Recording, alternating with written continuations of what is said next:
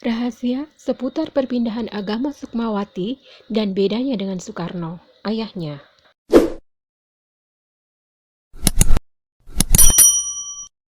Baru-baru ini publik dikejutkan dengan perpindahan agama Sukmawati, salah satu putri dari Bung Karno. Di saat Bung Karno menemukan Islam di usia 15 tahun, Sukmawati putrinya itu justru kehilangan hidayah Islam di saat usianya 70 tahun. Ada apa yang sebenarnya terjadi? Salah satu putra Bung Karno yang lain pun sampai terkejut mendengar berita itu. Beliau menyatakan, "Saya nasionalis tetapi tetap Islam."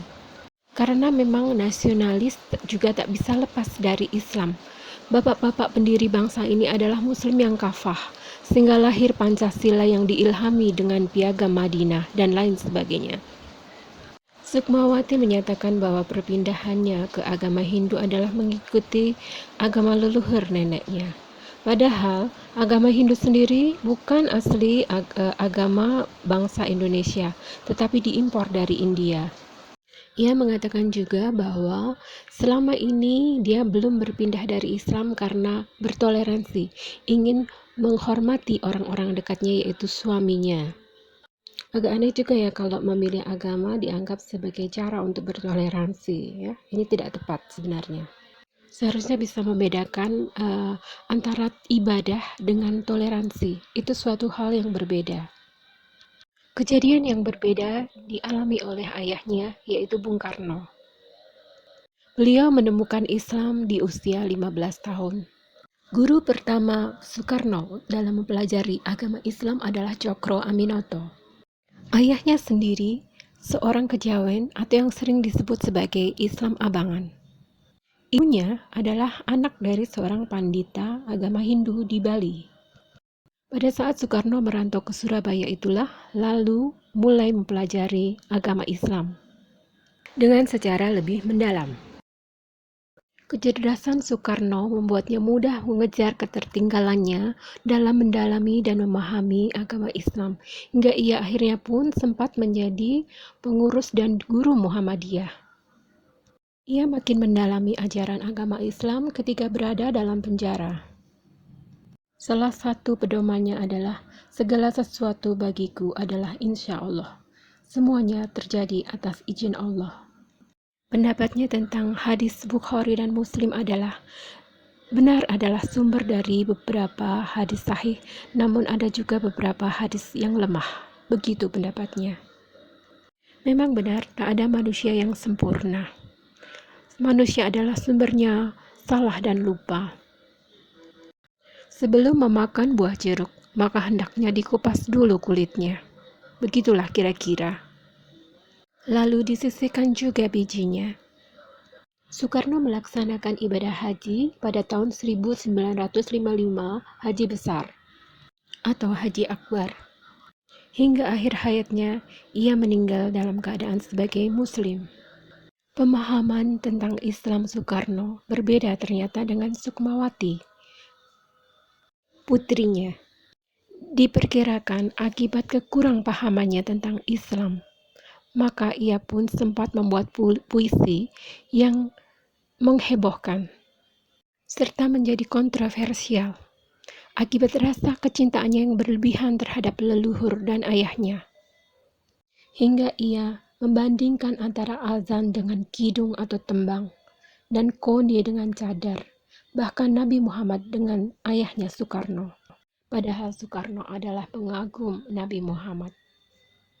Banyak ide-ide yang ia pelajari dan ia contoh dari teladan Nabi Muhammad. Sukmawati salah, membandingkan adzan dan kidung adalah tidak tepat, karena adzan adalah panggilan melakukan ibadah sholat dengan tata cara yang sudah baku dan standar. Sedangkan kidung isinya bisa positif, bisa negatif, tergantung pengarangnya, dan juga lebih bebas cara melantunkannya. Alunan adzan pun sangat indah, dan isinya, kontennya jelas positif. Fungsinya pun berbeda, tak sekedar untuk seni, tapi untuk panggilan ibadah mengingatkan waktu sholat telah tiba. Waktu untuk melaksanakan perintah Tuhan Sang Pencipta pemilik alam semesta. Lalu tentang konde dan cadar. Rambut memang indah, mahkota bagi wanita, tapi keindahan itu adalah amanat yang harus dijaga, bukan untuk diumbar sembarangan auratnya. Keindahan konde pun relatif, selera orang bisa berbeda-beda. Ada yang suka dan bilang lebih indah rambut digerai, dan lain sebagainya. Lagi-lagi secara tidak tepat dia membandingkan konde dengan cadar, karena cadar itu penutup mulut. Tidak wajib hukumnya. Yang diwajibkan dalam Islam adalah berjilbab, mengenakan hijab untuk menutupi rambutnya yang indah. Dan sebenarnya, mengenakan hijab ini adalah bentuk toleransi yang sesungguhnya. Toleransi wanita kepada lelaki yang memang mudah tergoda dengan penglihatan. Allah ciptakan laki-laki dengan kelemahan dari pandangannya. Maka sebagai wanita, tak ada salahnya untuk bertoleransi, menutupi keindahan tubuhnya, guna menghindari dosa, yang bisa saja mudah timbul akibat pandangan. Inilah toleransi yang tepat dan benar itu jika memang ingin bertoleransi. Ada juga kontroversinya saat dia melaporkan Habib Rizik dan juga tentang skandal ijazah palsu, ijazah SMA-nya. Pancasila adalah milik bangsa Indonesia, bukan milik perorangan, walaupun dia anak Soekarno sekalipun. Karena Soekarno menyadurnya dari piagam Madinah yang pernah diciptakan oleh Nabi. Banyak kontroversi yang dilakukan oleh Sukmawati kemungkinan besar akibat ketidaktahuannya dan kekurang pemahamannya tentang ilmu agama dan juga pengetahuannya tentang sejarah. Setelah melakukan permohonan maafnya, akhirnya baru-baru ini Sukmawati menyatakan kepindahan agamanya ke agama Hindu. Banyak yang mempertanyakan motifnya, kenapa baru sekarang? Apalagi prosesinya sepertinya terkesan dilakukan dengan setengah-setengah atau hanya sekedar seremonial biasa. Tidak sesuai dengan aturan Rigveda.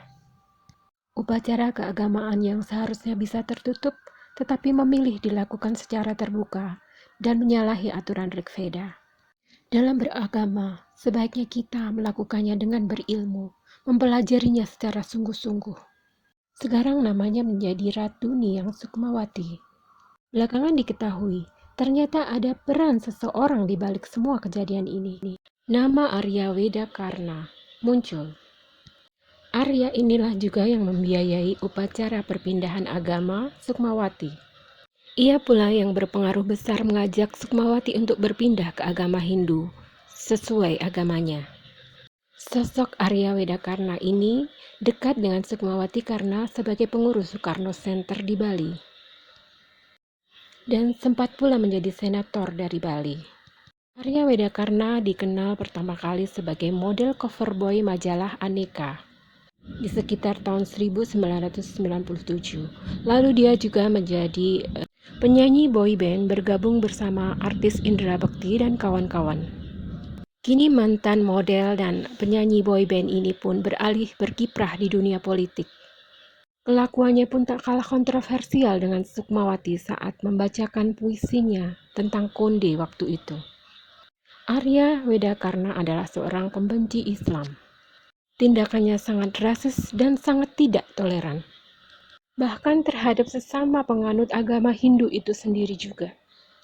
Bisa dilihat dari cuitannya di Twitternya dan juga ucapannya ketika di publik. Membuat Bali yang semula toleran menjadi intoleran. Kelakuannya yang bisa membahayakan persatuan dan kesatuan bangsa itu pun telah ditindaklanjuti dengan dilaporkan oleh Aliansi Masyarakat Muslim yang dipimpin oleh Kapitra Ampera.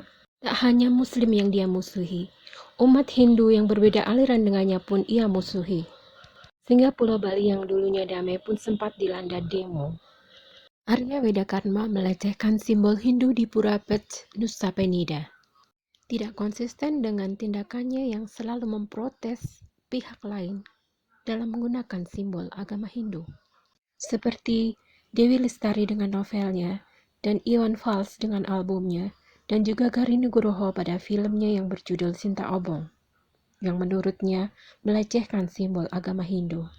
Terakhir, justru dia sendiri yang melakukan pelecehan kepada simbol agama Hindu di Pura Pet, Nusa Penida.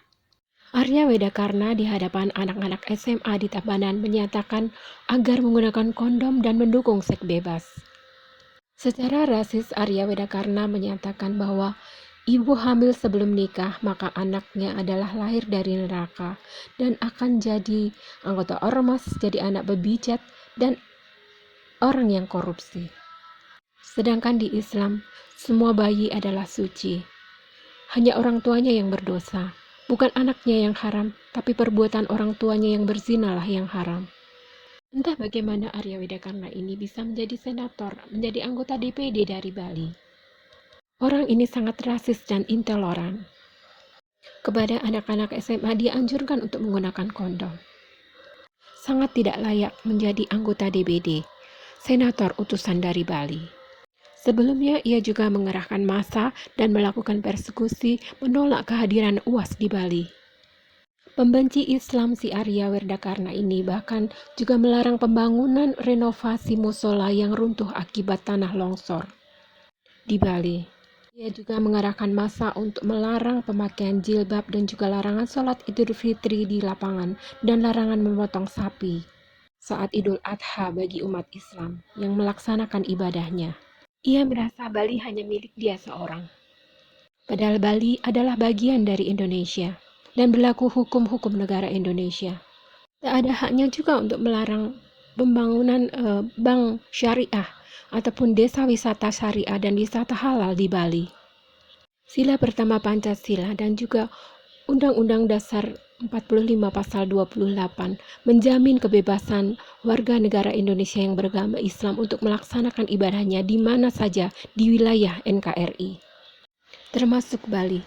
Penduduk Bali pun tak semuanya beragama Hindu, tapi ada umat Muslim juga di sana.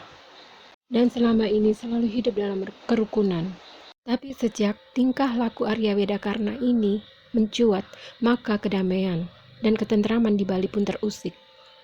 Di saat negara-negara lain seperti Jepang, Korea, dan lain sebagainya berlomba untuk memasarkan wisata halal, justru Bali menolak hanya gara-gara seorang Arya Wedakarna.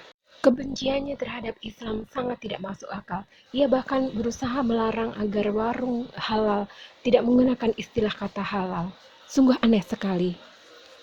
Ia sangat paranoid dengan istilah-istilah Islam, rasis, dan tidak toleran. Ia bahkan juga mengaku sebagai keturunan Raja Majapahit dan mengaku sebagai Raja Majapahit cabang Bali. Sangat menggelikan sebenarnya. Pembenci Islam ini sangat rasis dan berbahaya bagi kesatuan bangsa negara Indonesia. Kini, Arya Wedakarna, mantan penyanyi boyband itu, tengah menghadapi kasus penistaan agama. Dilaporkan oleh berbagai pihak, baik dari pihak Bali yang beragama Hindu maupun juga dari Muslim. Sukmawati sebaiknya berhati-hati dan tidak terjebak dan terhasut digunakan menjadi alat bagi Arya Wedakarna untuk menaikkan jenjang karir politiknya. Pihak MUI sudah memperingatkan juga kepada Sukmawati agar berhati-hati dalam berbicara. Apalagi Sukmawati adalah anak dari Presiden Soekarno, yaitu tokoh dan bapak bangsa yang beragama Islam yang telah berjuang mati-matian untuk mempersatukan bangsa dan negara ini. Negara Indonesia yang pluralis, baik dari suku, bahasa, dan agama serta golongan.